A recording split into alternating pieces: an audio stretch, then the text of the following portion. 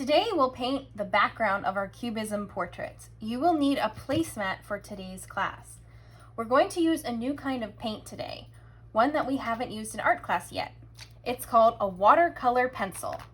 It might look like a regular colored pencil, but it's not. You can tell that it's a paint pencil because it has a paintbrush right on the side. Right there, it says watercolor, and there's a paintbrush. That's how you know it's a paint pencil. Watercolor pencils are one of my favorite kinds of paints to use because they are like magic. Here's how it works. The paint is dry inside the pencil. When I color with it, it just looks like a regular colored pencil. But when I apply a wet paintbrush to the pencil, it turns into paint, just like magic.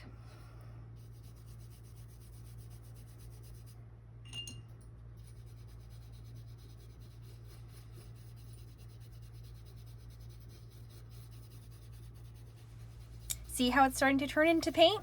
How awesome is that? So here is my cubism portrait. And we want to use the same color scheme that we used to color our person. So I used cool colors to color, so I need to find the cool color paint pencils to use for the background.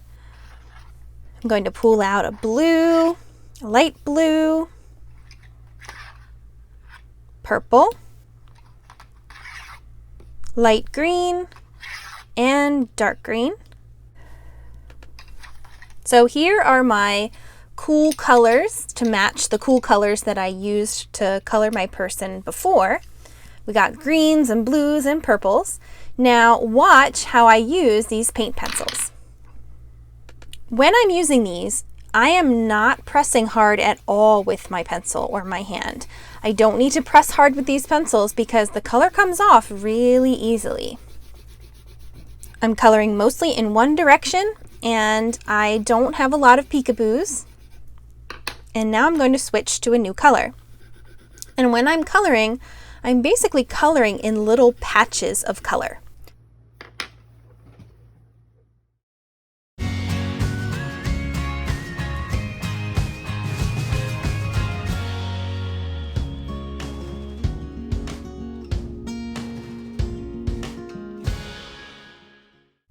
Welcome back for our last day for our cubism portraits.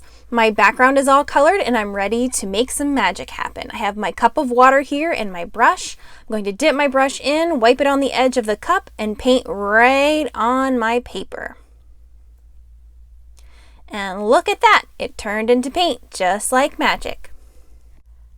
Keep repeating this process until your background is all finished. When the paint doesn't seem like it's spreading out anymore, just dip your brush back into the water and give it a little drink and then go back to your paper. I am going to finish up painting my background and I'll be back in a minute.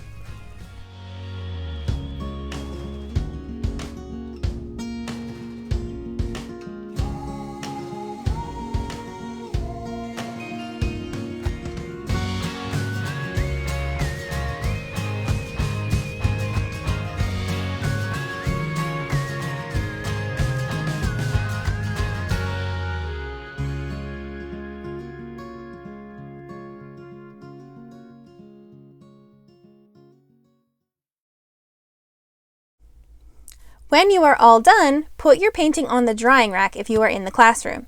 And if you are at home, put your painting somewhere flat to dry, like a table or the floor.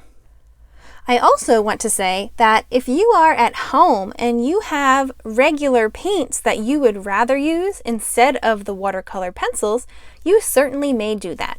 It's up to you. Friends in the classroom are going to be using the watercolor pencils.